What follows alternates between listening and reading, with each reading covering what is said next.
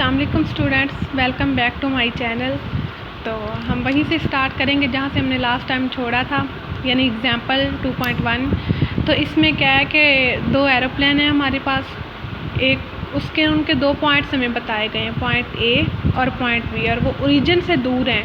Kilometres में उनकी value बताई गई है कि वो ओरिजिन से कितने दूर हैं। तो हमने उनका पोजीशन वेक्टर फाइंड करना है और उन दोनों के दरमियान डिस्टेंस फाइंड करना है। तो देखते हैं कि ज़रा क्या कंडीशन बताई गई है। फर्स्ट ऑफ ऑल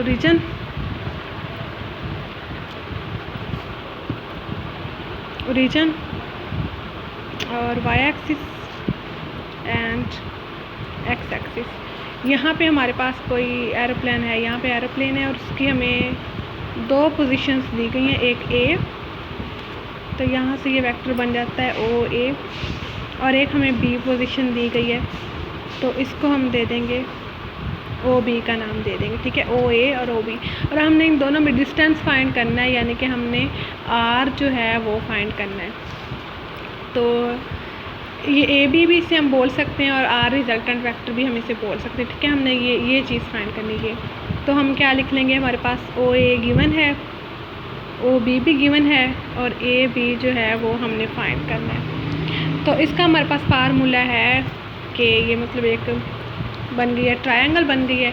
तो ट्रायंगल का फार्मूला होता है हमारे पास ओ ए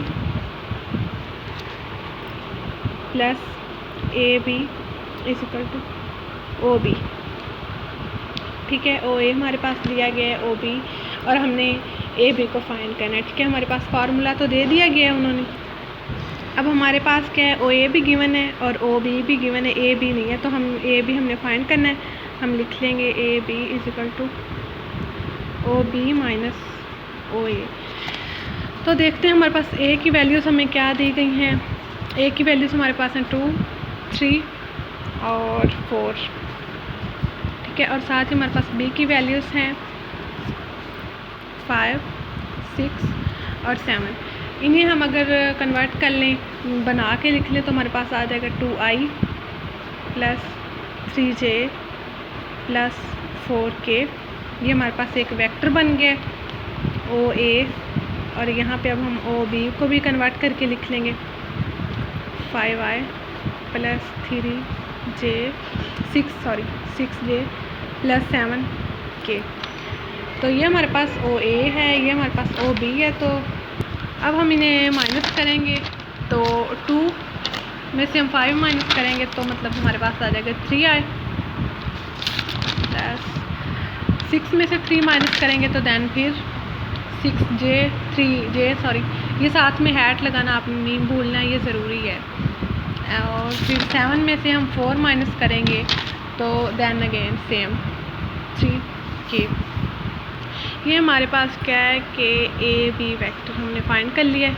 ये हमारे पास आ गया, रिजल्टेंट वेक्टर आ गया है, हमने ये फाइंड कर लिया है।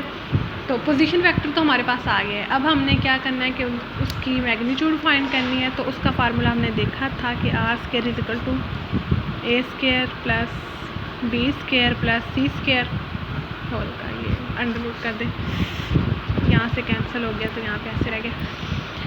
अच्छा, तो ये ए है, ये बी है और ये सी है, तो हम लिख लेंगे 3 square plus 3 square plus 3 square, 9 plus 9 plus 9 whole का स्क्वायर। जब हम इसे कैलकुलेट करेंगे वही 5.2, और उन्होंने हमें बताया था कि ये ओरिजिन से दूर कितना है, कि इसका जो डिस्टेंस है वो मेजर किया गया किलोमीटर्स में। तो हम इधर साथ ही लगा देंगे इसके किलोमीटर, ठीक है। अगर किसी का कोई क्वेश्चन हो, किसी को कोई कन्फ्यूजन हो, तो वो मुझसे पूछ सकता है कमेंट्स में। देन हमारे पास क्या है, नेक्स्ट टॉपिक है vectors addition by rectangular components. कि अगर हमें वेक्टर्स के रेक्टेंगुलर कंपोनेंट्स दिए गए हों तो हम उन्हें ऐड कर सकते हैं, या आगे कि हम वेक्टर्स के रेक्टेंगुलर कंपोनेंट्स को यूज़ करके उन्हें ऐड कर लेते हैं। इसमें हमारे पास क्या है कि हमें दो वेक्टर्स दिए गए हैं, एक ए वेक्टर दिया गया है और एक बी वेक्टर दिया गया है। तो हमने अब आर फाइंड करना है, रिजल्टेंट वेक्टर फाइंड करना है, और फाइंड कैसे करना है कि ए और बी के कंपोनेंट्स को यूज़ करते हुए। तो आइए देखते हैं कि क्या होता है। ओरिजिन एक्स वाई, ठीक है। ये हमारे पास ए वेक्टर ए एंड ये हमारे पास this is B, A vector then B vector, और हमने फाइंड क्या करना है, आर रिजल्टेंट वेक्टर हमने फाइंड करना है और इनके कंपोनेंट्स को यूज़ करते हुए फाइंड करना है। कंपोनेंट्स का मैंने आपको बताया था कि कंपोनेंट्स वो होते हैं जो ए का एक्स से डिस्टेंस होता है और वाई से वो कंपोनेंट्स होते हैं, ठीक है। तो हम यहाँ से एक परपेंडिकुलर गिराएंगे, आर का ये मतलब बन जाता है, ये आर का जो है ना वो कंपोनेंट बन जाता है, ये वाला।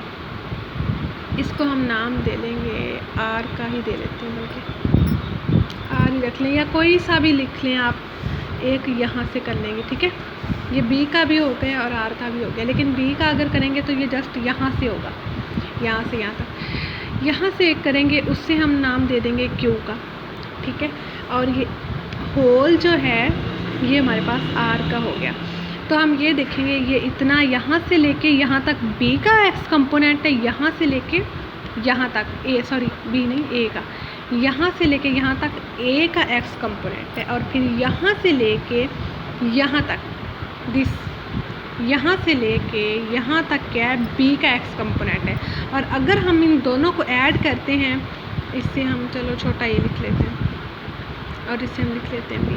अगर हम ए और बी को ऐड करते हैं तो हमारे पास क्या बनता है, ये टोटल एरिया मिल के आ जाता है आर का रेक्टेंगुलर कंपोनेंट्स। तो हम लिख लेते हैं ए एक्स के ए का जो एक्स कंपोनेंट है plus B x is equal to are x, मतलब ए का एक्स कंपोनेंट बी का एक्स कंपोनेंट, ये दोनों को हम जब ऐड करेंगे तो ये मिलके क्या बनाएंगे, आर का जो है वो एक्स कंपोनेंट बना देंगे।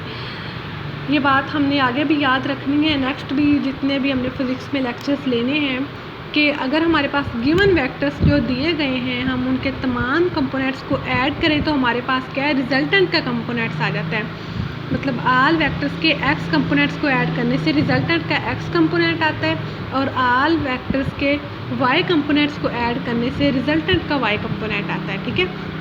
जैसे ये देखें ए का यहाँ से लेके ए का ये वाई कंपोनेंट है, और यहाँ से लेके यहाँ तक बी का वाई कंपोनेंट है, और जब हम इन सब को ऐड कर लेंगे तो ये हमारे पास आई का ये जो है ना आर, उसका वाई कंपोनेंट बन जाएगा, ठीक है। इतना तो क्लियर हो गया सबको।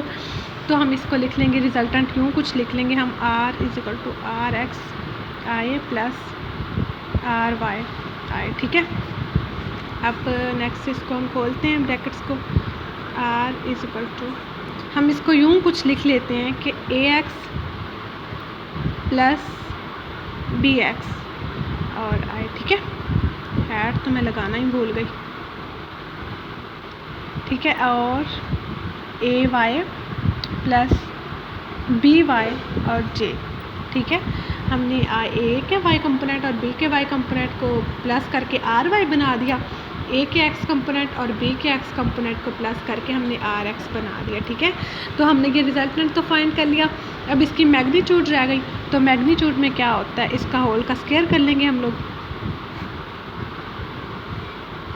ए एक्स प्लस बी एक्स का स्क्वायर प्लस ए वाई प्लस बी वाई का स्क्वायर, दिस। ये हमारे पास क्या है, रिजल्टेंट की मैग्नीट्यूड आ गई। अब हमारे पास एक चीज़ रहती है कि एक वेक्टर को डिस्क्राइब करने के लिए हमारे पास जितनी चीज़ें होती हैं उनमें से अब एक चीज़ रह गई, वो क्या है, थीटा। तो tan theta is equal to, ऊपर वाई कंपोनेंट होता है नीचे एक्स कंपोनेंट होता है, तो हम लिख लेंगे A y plus B y over A x plus B x, ठीक है। नेक्स्ट इन्वर्स होके थीटा दूसरी तरफ आ जाता है, theta is equal to tan inverse a y plus B y over A x plus B x, ठीक है।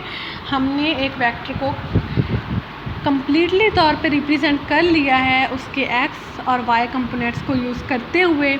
हमें जो गिवन वेक्टर थे उनके हमने एक्स और वाई कंपोनेंट्स को यूज़ करते हुए एक रिजल्टेंट वेक्टर जो है वो हमने फाइंड कर लिया, ठीक है। इसमें अगर किसी को कोई कंफ्यूजन है या कोई मसला है तो आप मुझसे पूछ सकते हैं। तो नेक्स्ट मैं आपको थोड़ा बता दूँ कि ये स्टेप्स हैं, ठीक है।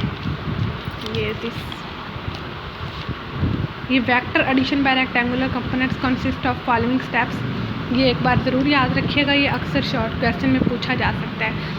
इसमें क्या होता है कि पहले हम जो हमने ऊपर स्टेप्स किए हैं ना, उनको उन्होंने लिख दिया गया कि पहले एक्स और वाई कंपोनेंट जो हैं वो फाइंड करें, देन एक्स कंपोनेंट्स को जमा करके एक्स आर एक्स फाइंड करें, देन तमाम वाई कंपोनेंट्स को जमा करके आर वाई फाइंड करें, देन उनका स्क्वायर करके उसकी मैग्नीट्यूड फाइंड करें, एंड लास्ट पे थीटा फाइंड करें। ठीक है, और थीटा के बारे में कुछ मैं आपको बता दूं, थीटा के बारे में कुछ बातें हैं कि थीटा पॉजिटिव कब होता है, थीटा नेगेटिव कब होता है।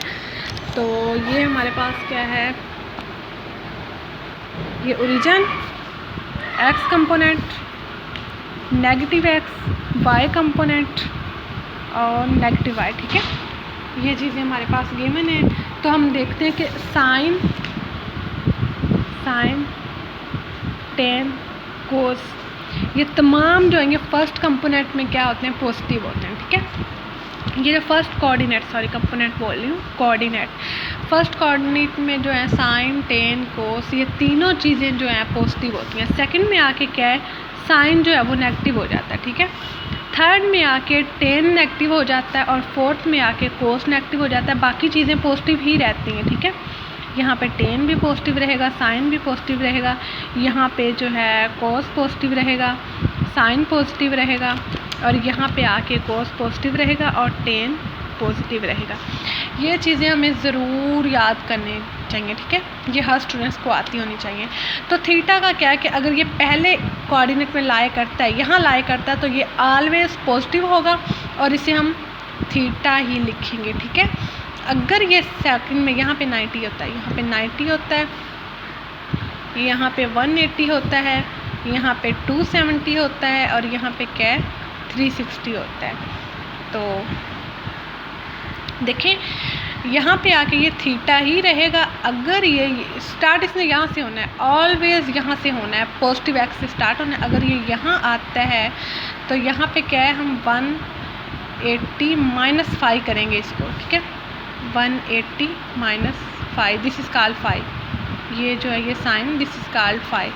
ठीक है, अगर ये लाई कर जाता है थर्ड कोऑर्डिनेट में, यहाँ से यहाँ यूँ, तो हम करेंगे 180 प्लस 5 करेंगे। ठीक है, ये और एंड पे सबसे लास्ट पे क्या है कि अगर ये फोर्थ कोऑर्डिनेट में लाई कर जाता है तो फिर हम क्या करेंगे, तो यहाँ से ये स्टार्ट होगा, यूँ ये चलता आएगा और यहाँ पे आएगा, और हम इसे रिप्रेजेंट कैसे करेंगे, 360 माइनस 5। फर्स्ट में आ गया तो वो थीटा ही रहेगा, थीटा इज इक्वल टू 5। अब मैं आपको बता दूं यहाँ पे 5 क्या है, 5 जो है ये पॉजिटिव एक्स एक्सिस से उस वेक्टर का फासला है, जो वो वेक्टर बना रहा है, एंगल है, मतलब वेक्टर लाई कर रहा है, यहाँ कर रहा है, यहाँ कर रहा है, या यहाँ जहाँ भी कर रहा है, उससे लेके ना पॉजिटिव एक्स एक्सिस से जो उसका फासला होता है ना उस वेक्टर का, या ये देख लो यहाँ पे तो क्लियर नहीं है, आप लोग को समझ नहीं आएगी, यहाँ बता देती हूँ कि यहाँ या किसी भी जगह वेक्टर कोई लाई करता तो ये पॉजिटिव एक्स एक्सिस है। यहाँ से लेके उस वेक्टर तक का जो फासला है ना, ये हमारे पास 5 कहलाता है। तो 5 फर्स्ट कोऑर्डिनेट में थीटा इज इक्वल टू 5 होता है। सेकंड में आके क्या हो जाता है, 180 माइनस 5, थर्ड में 180 प्लस 5, और फोर्थ में क्या है 360 माइनस 5, ये हमारे पास आ जाता है। इनमें से अगर किसी का कोई क्वेश्चन है, किसी को कोई कन्फ्यूजन है तो वो मुझसे पूछ सकता है। ठीक है, किसी का कोई भी क्वेश्चन हो बुक मैथ्स में पूछ सकता है। Thanks for watching my video and like, अगर आपको समझ आए तो सब्सक्राइब कीजिएगा माय चैनल को और लाइक कीजिएगा। Otherwise thanks, always be happy.